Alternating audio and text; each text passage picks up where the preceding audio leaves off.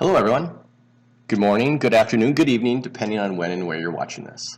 My name is Mike and you are watching the premiere broadcast of the Crypto Liberal channel here on YouTube. So thank you for joining, I appreciate it. So let's get started with a brief introduction of me because this is my first broadcast and I feel I need to introduce myself. As I said, my name is Mike. I've been married almost 29 years now, 3 decades practically.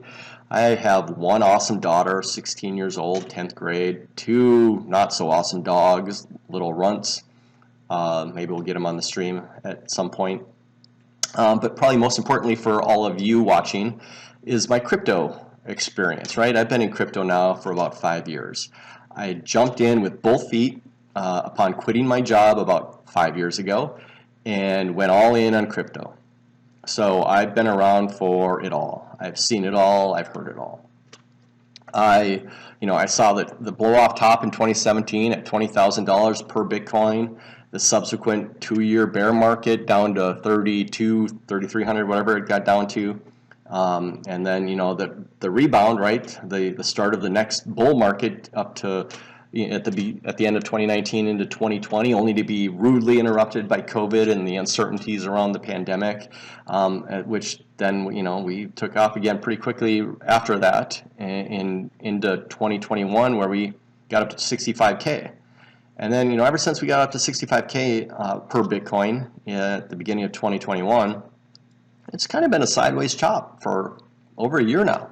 65K down to 28, 30K, back up to 69K, back down to where we are when I'm making this video. I think we're between 35 and 36,000 per Bitcoin. So, like I said, I've seen it all and I've heard it all. And that kind of prompted me, I've kind of been thinking about starting a YouTube channel just because there are some things that I wanted to share, and they kind of fell into 3 categories. A short-term reason why I wanted to start this, an intermediate-term reason why I wanted to start this, and a longer-term reason. And I've kind of debated back and forth whether I should start with the longer-term reason or the shorter-term reason, but let's just start with the shorter-term reason because it is, it is based on the chop that we've seen for the past year. So as you know, you're probably watching videos on YouTube, you're on Twitter trying to figure out what's going to happen today, tomorrow with the Bitcoin and crypto prices overall. And you're probably seeing a lot of FUD, a lot of fear, uncertainty, doubt. Panic is ruling the markets, right? And my short-term reason for jumping on was I wanted to hopefully assuage some of those fears.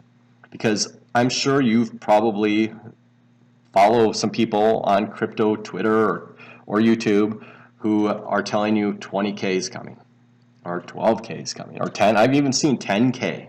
10K is coming. And I don't believe any of that, right? In my humble opinion, 20K is not coming. 12K, 10K, it's not coming. I think we are at or near a bottom. Not saying 35 to 36,000 where we're sitting right now is the bottom for Bitcoin, but we're close, in my opinion. So what I wanted to start with is just kind of remind you of when you're hearing these predictions on YouTube and Twitter, take them with a grain of salt, even from me, right?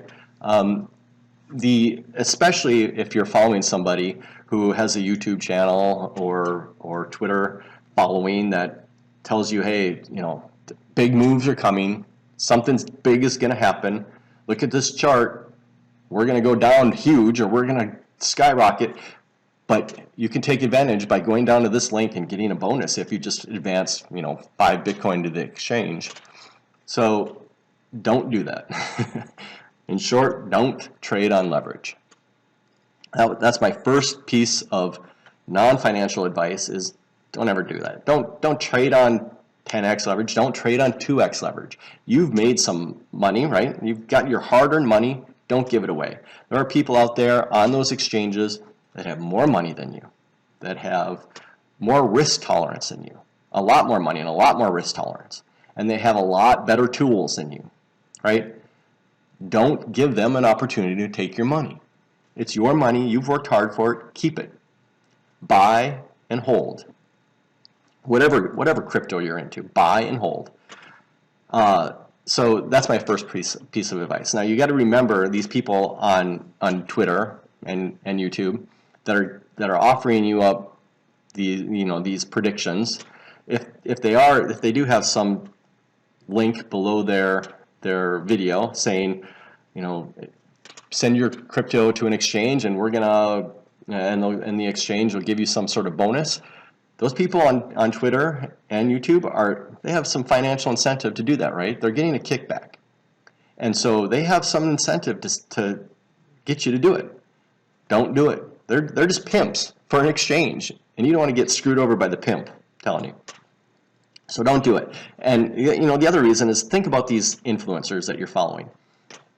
I know several of them who in 2021 were telling you Bitcoin is going to $350,000. I saw $500,000. I think every single one of them told you $100,000. Not one single one of them was right. Not one single one. And in fact I know most of them also, when the blow off top happened in 2017 and it got cut in half down to I think it went down to 10K, 12K in a matter of a day or two after it hit 20K. Some of them thought, okay, hey, we got our pullback, and now we're going to go back to 20K, 50K, 100K. It's all coming within months, right? They were convinced that the bull market was never going to stop. They were wrong then. They didn't see a 2-year bear market coming. So don't follow these people blindly. Don't follow me blindly. I'm never going to operate like that where I tell you, hey, we're going to 20K, click on this link, get a bonus, right? I'm never going to do that. I don't believe in that. Don't trade on leverage. In the end, nobody really knows where the price is going. But in my opinion, I think we are at or near a bottom, like I said. Is that bottom at 35 to 36K? It could go lower. Is it at 20K? I think it's highly unlikely, improbable. I mean, I would never use the word impossible. Like, say, for example, Putin does the unthinkable in Ukraine, and all bets are off at that point, right? And if that were to happen, we'd have a lot bigger things to worry about than the price of Bitcoin. And if that were to happen, we can all forget about the price of Bitcoin for a while because a lot of other worse things are going on in the world. So, impossible? No. 20K, highly unlikely in my opinion. But I'm not just going to tell you that with nothing to back it up, right? But I'm also not. I'm not one of the TA guys. I'm not going to get on here and draw a bunch of squiggly lines and tell you that they mean something meaningful. I think you've all probably seen people on YouTube get on and draw lines and say, hey, this is going to happen if it goes here, and if it goes here, this is going to happen. And they're right sometimes, they're wrong sometimes. I think technicals are useful, but they're not the end-all be-all, right? I'd rather focus on the fundamentals. So that's why I want to start with this chart from Glassnode. It shows you, from January of 2021 to today, the inflows and outflows of Bitcoin into the exchanges. Then you'll see that the net outflows, the red right here, right, that more Bitcoin was being taken off the exchanges than put on. And what was happening with the price at that time? The price is reflected over here, right? 20K is the bottom of the chart, 60K is near the top here, right? So we were down here, net outflows of Bitcoin. Look what happened to the price, right? Up all the way till about May of 2021, when all of a sudden we reversed, and outflows, right? Inflows into the exchanges, represented by the green mountain right here, from May to July of 2021. Bitcoin's flowing onto the exchanges for the purposes of selling. And what happened to the price? Right, we were up here at 65K, and right down to 28K, down to here. So then what happened with the flow of Bitcoin in the exchanges? People were buying. People were taking the Bitcoin off the exchanges, represented by the red inverse mountain, right? And we $100,000 or 100K Bitcoin being taken off the exchanges on a on a weekly basis here. And what happened to the price? 28K all the way up to about 69K. And what happened with the inflows and outflows? Again, a little lesser of a mountain, which makes me more intrigued, right? Big mountain crashed down to 28K, a little lesser of a mountain, green mountain, and the price goes down to, I think we've gone down to 34K, 35K, somewhere around there. This latest dump from November. But look at, since January, February of this year, it's been a mountain, an increasing mountain, inverse mountain of outflow from the exchanges. Just Bitcoin being pulled off, and the price hasn't done anything. So that tells me, should tell you, the price is bound to go up. And hey, this inflow outflow from exchanges could change. Maybe the price stays here and we float back up into the green, and people start selling their Bitcoin. But I just don't see it without a commensurate increase in price first. So because this green mountain right here wasn't as large as this one, and the price didn't decrease as much, and this outflow, right, is more than this outflow in the middle of 2021. It's looking bigger and bigger as time goes on here. I think we're about, in my opinion, the price is about to go up. It's got to. There isn't the supply. So in summary, don't panic, right? Don't panic. Everything's going to work out. The price, in my opinion, is going to go up. It's got to. There isn't the supply on the exchanges left. There isn't enough left to keep the price hovering in this level unless we see that increase in inflows and this turn green. And hey, that's possible. I don't think it's likely though, right? We're getting a steal here in Bitcoin at 35 to 36. In the other coins that we'll talk about in a little bit that I prefer actually to Bitcoin. So that covers my short-term reason for jumping on YouTube today, is to lend my voice to offer some sense of calm in the market, because it seems like there's panic everywhere right now, and I don't think it's justified. Yeah, I mean, 2 years ago Bitcoin was at 3,000, right? Just over 3,000. We just hit the COVID panic. We're at 35 to 36,000 in Bitcoin, and 2,600 something in Ethereum. We're okay. Don't panic. Price will go up at some point, I promise. Okay? So that covers my short-term motivation for jumping on. My reason for starting this channel now in the intermediate future is really the next 6 months. And it's going to be an exciting next 6 months. We have midterm elections coming up. And it's gonna be fun, because I think for the first time in the history of elections, right, Bitcoin and crypto is going to be a nationwide topic of conversation in an election period. It's going to come up in multiple campaigns, in multiple elections. It's going to be a question brought up by interviewers. It's going to be a question posed by voters. It's going to be a topic broached by the candidates themselves. So up until this last week, I would have said the upcoming elections were going to be a tough time for the Democrats, right? And that's to be expected. It happens every election cycle, where the party in control of the White House typically loses seats, if not a lot of seats, in the midterm elections. It's just the way elections have worked for decades in America. Unless, somebody decides to light a fire under the butts of the party in control of the White House. And this last week, the biggest torchbearer in the country is this guy. This guy. He decided to bring the biggest torch ever to the fight. So how creepy is this guy? He looks, man. He's probably gotten laid like 3 times in his whole life, right? But he's deciding who the final arbiter is of what a woman can do with her own body. This is Samuel Alito. I'm sure most of you know at this point. So let me know in the comments if you are so inclined, if you are more motivated to vote this election cycle because of this guy, man. And you know, he's that opinion that he wrote is essentially taking away a constitutional right that's been in recognized now for the better part of 50 years of privacy.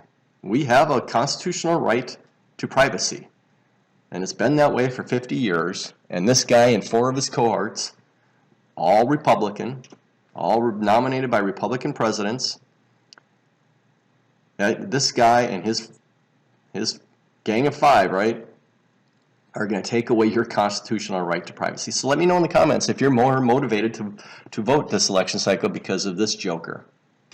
So while I am far from a one-issue voter, for example, you know, Ted Cruz, right? He has said some generous things about Bitcoin and crypto. I'd never vote for the guy, never. So I'm far from a one-issue voter, but I'm excited to see how this election plays out, you know, and how crypto is handled in the discussion between the 3 major parties that are going to be involved: the voters, the candidates themselves, and the press. It's going to be exciting. And to that end, I want to shout out one crypto-friendly candidate in California, Erica Rhodes. Check out her YouTube, or her Twitter, at Erica Rhodes. She is running for Congress against Brad Sherman. I'm not sure if any of you know who evil Brad Sherman is, but he is everything that's wrong with Democrats, this guy. I mean, look at who's contributed to this guy. And he's very anti-crypto, anti-Bitcoin. But, I mean, look who, you wonder why? BlackRock, American Bankers Association, Capital One, Charles Schwab, Credit Union National Association, Ernst & Young, Discover, right? This guy has the who's who of the financial industry contributing to his campaign.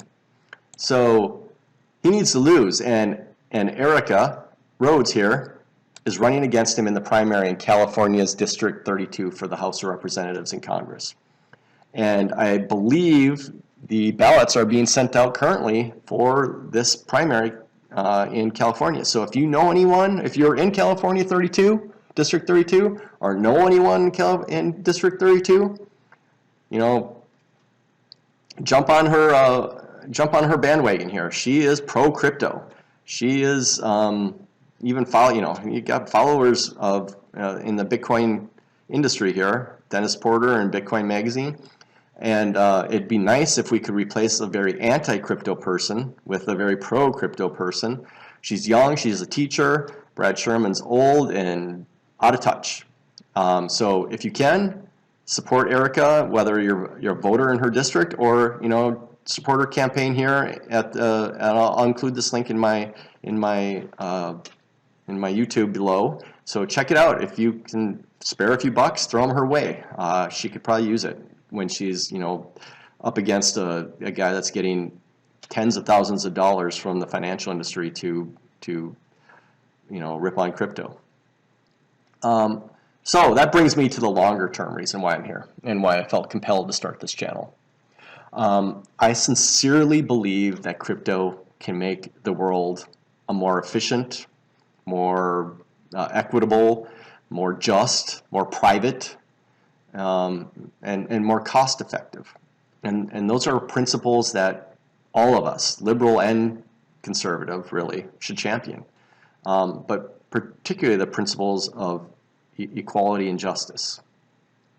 You know, there's a meme out there that says Bitcoin can fix anything, anything, any problem. Bitcoin maxis particularly take this meme to an extreme and say, you know, hey, world hunger, Bitcoin can fix it. You know, a pandemic, Bitcoin fixes this. Plastics in the ocean, Bitcoin has a solution, right? Kind of almost sounds like Elizabeth Warren. I have a solution for this.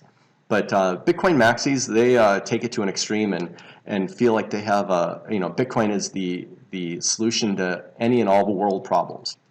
And it would be funny if those people weren't serious. But Bitcoin isn't the solution to every problem, not the sole solution, right? And the guys and they are largely guys that make these claims, are mostly anti-government right-wing fanatics, to put it bluntly. And they're primarily involved in Bitcoin because they're Bitcoin maxis generally. They're primarily involved in Bitcoin to make money, in my opinion. And they're primarily in Bitcoin to stick it to the government, stick it to the man. They think taxes are illegal. They think the government is always evil. And that's just not my belief, right? I think government has a role in our solutions to our societal problems. And we do better to work with government, a representative government, make sure we have the right people representing us, like Erica Rhodes over Brad Sherman. But, government certainly has a role. And I have a perfect example of one of these maxis that just drives me up a wall, right? Let's see, where are we? Here we go. A guy that calls himself Pomp, right? He put out this tweet, I don't know, a few weeks ago, April 14th. It said, Elon Musk paid more in taxes in 2021 than anyone in history, while over 50% of Americans paid 0%. Now, Pomp is a Bitcoin maxi. And I'm not sure what's going on in his life that he feels the necessity to degrade lower income, middle class Americans by saying over 50% of Americans don't pay taxes. It pays 0% in taxes.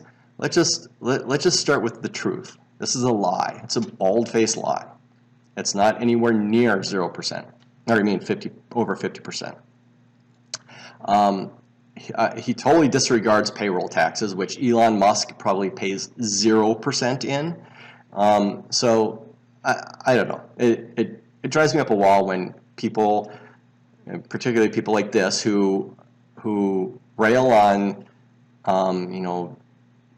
certain people, one person primarily, getting deplatformed off of Twitter for spreading disinformation, and then they do this. And then if you go into the comments of this tweet, barely anybody takes any exception to it. Barely, and he gets hundreds of retweets, and then the lie and the disinformation just flows from there. So I have a response to this. If you're so inclined, go to my Twitter. I responded, and I'm sure he probably didn't even see my response, but his tweet still stands. His lie, it's a lie. His lie still stands out there. So it makes me wonder, right? Where's your credibility? If you have a lie that's sitting out there for weeks, and you want to be taken seriously as the crypto savant, right? Maybe you shouldn't be spreading lies and disinformation and speaking ill of your fellow Americans who are paying taxes, who are hardworking Americans paying taxes. And worse yet, you are criticizing over 50% of Americans in a lie to defend the richest person in the world. So that's just my kind of problem with it. So I started this rant, on Pomp particularly, based on the fact that some people say, including Pomp, Bitcoin fixes this, and they're anti-government, and government is evil in all respects. Anyway, no, I don't think Bitcoin fixes everything, right? Do I believe it has a role, or crypto more broadly has a role in fixing some of our societal problems? Most certainly, yes. But personally, I'd rather invest in some things like Cardano and Ethereum, which I think will have a bigger role in fixing some of those issues going forward over Bitcoin. And that's why in my personal portfolio, I have much more money involved in Cardano and Ethereum over Bitcoin. But I certainly do have some money tied up in Bitcoin. But hopefully we can address some of those things in future episodes of my channel. But I'm also not of the opinion that crypto can do it alone. We need the industry, obviously, to continue to evolve. But I also think we need a truly representative and participatory government that that will assist those efforts, and a government that's based on equity and justice in particular. So if you want to join me on the journey, I'd love to have you. Please consider liking this video. Please consider subscribing to my channel. Please consider going to my Twitter and following me there, linked down below. I can't wait to share this journey with you. I can't wait to, to follow the upcoming midterm elections, and I can't wait to explore some of the ways that I believe crypto, things such as Cardano and Ethereum, can revolutionize things such as healthcare and the environment. So I can't wait to explore this with all of you. So hold strong, vote, and continue to fight for equality and justice everywhere, worldwide. I'm Mike, and I'm crypto liberal. Good night.